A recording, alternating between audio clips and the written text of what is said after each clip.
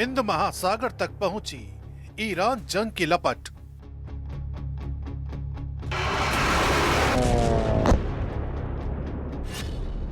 Diego Garcia base पर ballistic missile से प्रहार।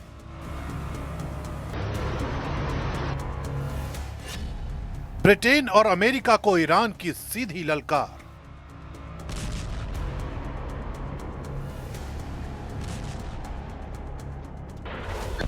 जिस बात से दुनिया दहशत में है, वही घड़ी नजदीक आ रही है।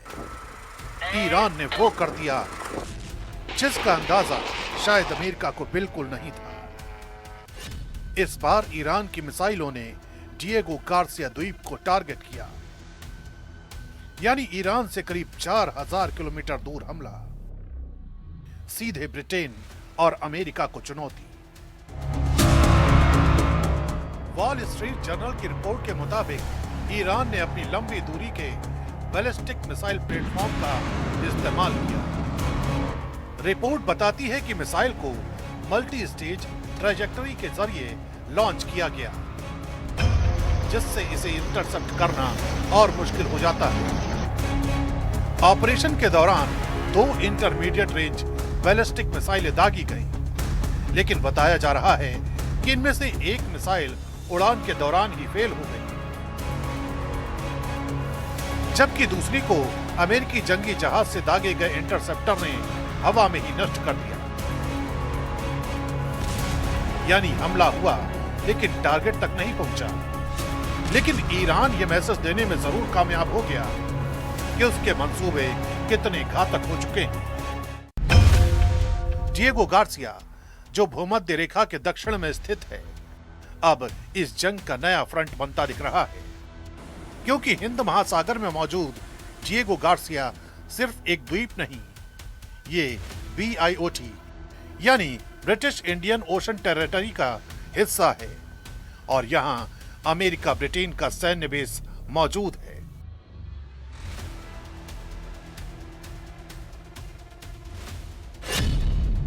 यहां लंबी रनवे वाली एयरफील्ड है, जहां B-2, B-52 और B-1 जैसे स्ट्रेटेजिक बॉम्बर विमान आसानी से ऑपरेट कर सकते हैं और सीधे लंबी दूरी के हमले कर सकते हैं। गहरे पानी वाला ये पोर्ट एयरक्राफ्ट कैरियर और परमाणु सबमरीन तक को संभालने में सक्षम है।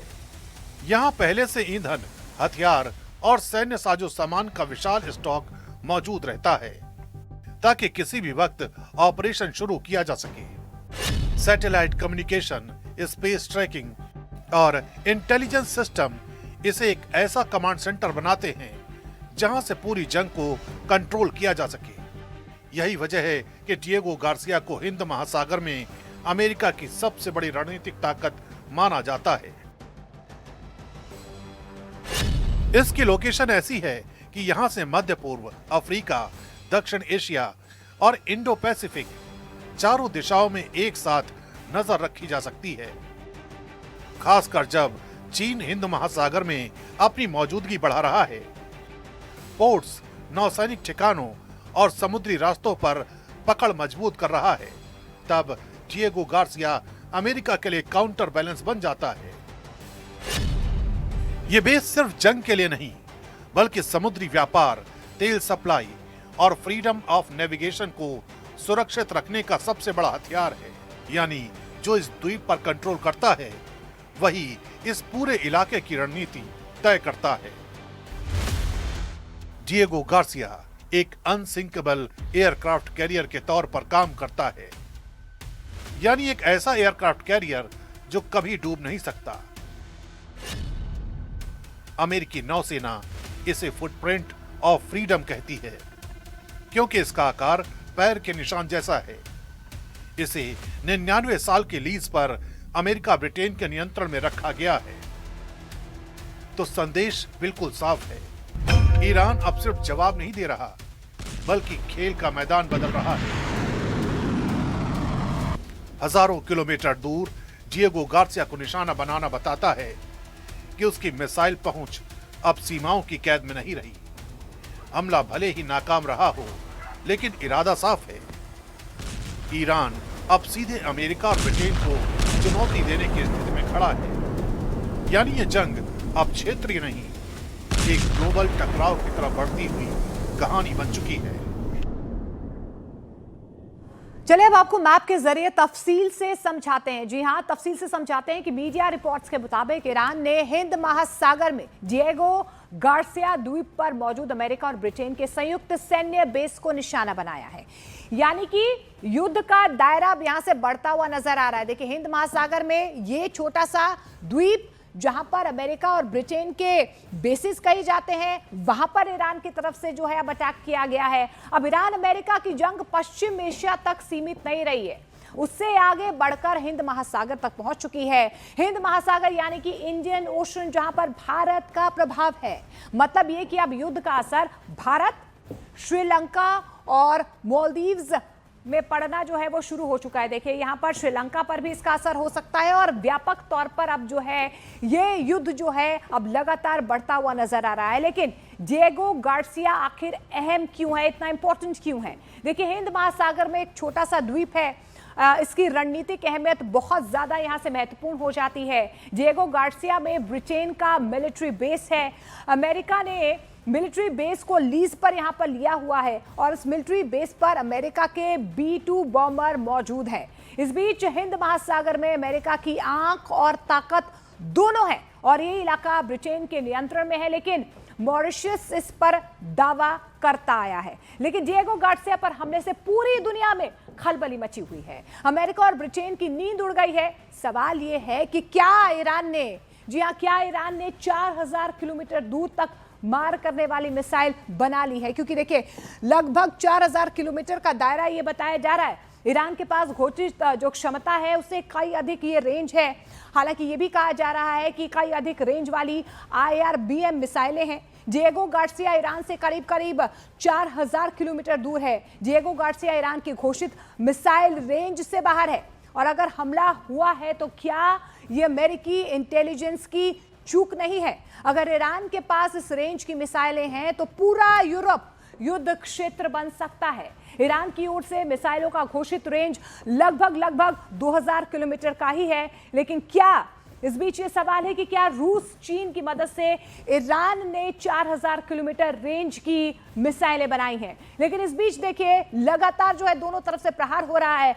अब ट्रंप की तरफ से ईरान को खुली चेतावनी दी गई है। देखिए, ईरान की तरफ से लगातार प्रहार किया जा रहा है, लेकिन इस बीच ऊर्जा क्षेत्र पर हमला हुआ तो करारा जवाब दिया जाएगा। ये ईरान की तरफ से जो है ट्रंप को खुली धमकी दी गई है, यूएस ऊर्जा बुनियादी ढांचे पर हमला करेंगे। ईरान ने यह भी कहा है कि गलतफहमी में ना रहे दुश्मन। देखिए, इससे पहले 48 घंटे का अल्टीमेटम यहां पर डोनाल्ड ट्रंप की तरफ से स्ट्रेट ऑफ हॉर्मुज खोलने को लेकर यहां पर ईरान को दिया गया था, लेकिन अब ईरान की तरफ से भी यहां पर जवाबी हमला जो है वो किया गया है। इजराइल पर ईरान का बैलिस्टिक मिसाइल से हमला। देखिए, अहम खबर आ रही है, इजराइल के रिहायशी इलाके में मिसाइल गिरी है। बैलिस्टिक मिसाइल हमले का ये सीसीटीवी वीडियो भी सामने आया है। तो सीसीटीवी फुटेज जो है वो सीधे तौर पर सामने आया है। इजराइल पर ईरान की तरफ से बैलिस्टिक मिसाइल दागी गई है और देखिए कि किस तरीके से यहाँ पर बेहद खौफनाक तस्वीरें जो है वो सामने आई हैं। इन तस्वीरों में आप साफ तौर पर देख पा रहे हैं कि किस तरीके से जैसे ही हमला होता है, एक शख्स जो है अपने घर में बैठा हुआ है, लेकिन जैसे ही यहाँ पर हमला होता है उसके बाद देखिए अफरा तफरी का माहौल।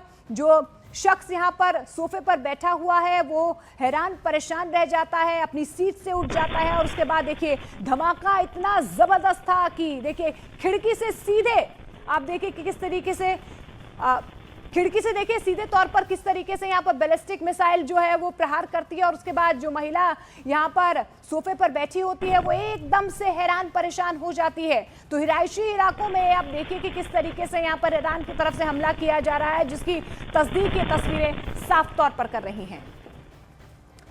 और इस बीच देखिए एक बार फिर से डिएगो गार्सिया की बात कर लेते हैं। दुनिया के मन में इस वक्त ये सवाल उठ रहा है कि आखिर ईरान ने डिएगो गार्सिया पर मिसाइलें कैसे दाग दी, उस द्वीप पर जो ईरान से 4000 किलोमीटर दूर है। इसका एक जवाब तो ये हो सकता है कि ईरान ने इतनी लंबी दूरी की मिसाइल विकसित कर ली है, और दूसरा ये कि कहीं चीन और रूस ने पर्दे के पीछे से स्क्रिप्ट तो नहीं लिख दी।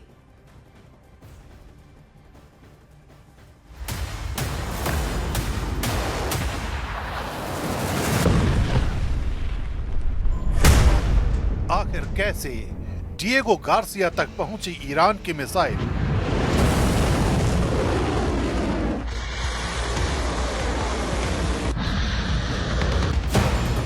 क्या ईरान ने अपने मिसाइल सिस्टम को अपग्रेड कर लिया है?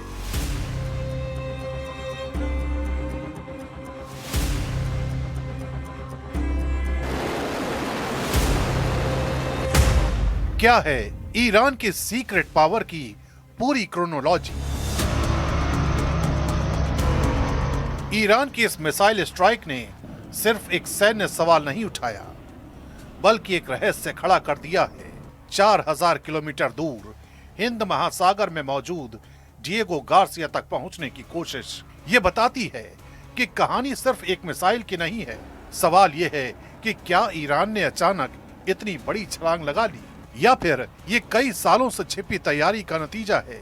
क्योंकि आधिकारिक तौर पर ईरान हमेशा अपनी मिसाइल रेंज को सीमित बताता रहा है, लेकिन इस हमले ने उस दावे को चुनौती दे दी है।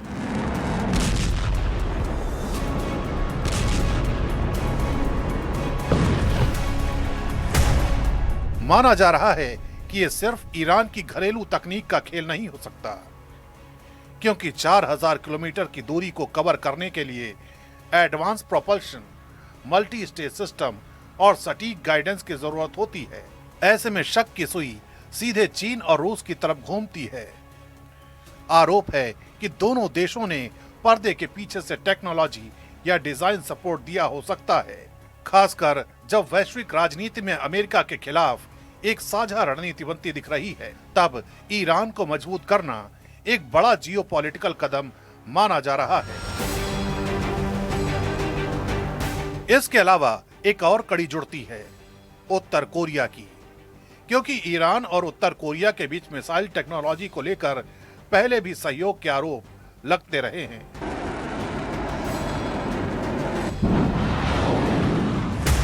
उत्तर कोरिया की हवासंग सीरीज की मिसाइलें पहले ही 4000 किलोमीटर से ज्यादा रेंज साबित कर चुकी हैं। ऐसे में यह सवाल उठता है, क्या उसी टेक्नोलॉजी का कोई वर्जन ईरान तक तो नहीं पहुंचा, या फिर दोनों ने मिलकर इसे अपग्रेड किया? अगर ऐसा है तो ये सिर्फ एक देश की ताकत नहीं, बल्कि एक नेटवर्क की रणनीति बन जाती है।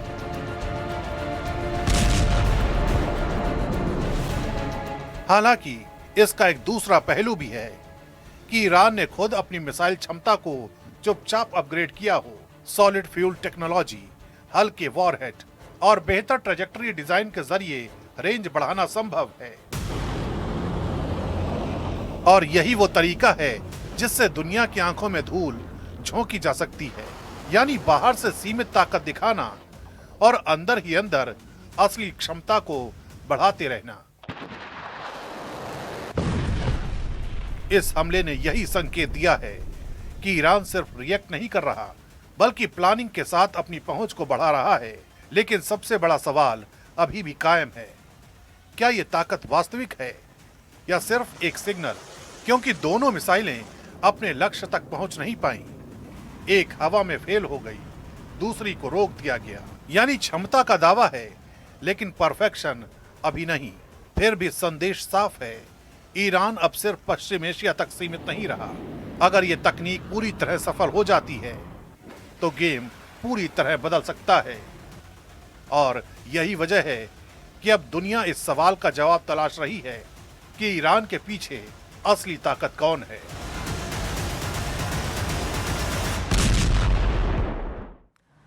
दरअसल आपको ये बता दें कि यह हिंद महासागर का सुपर पावर बेस है, यानी कि लोकेशन, मिलिट्री ताकत, जियोपॉलिटिक्स इसे सुपर अहम बेस बनाता है। इसके अलावा चीन पर नजर रखने के लिए यह बेहद अहम है।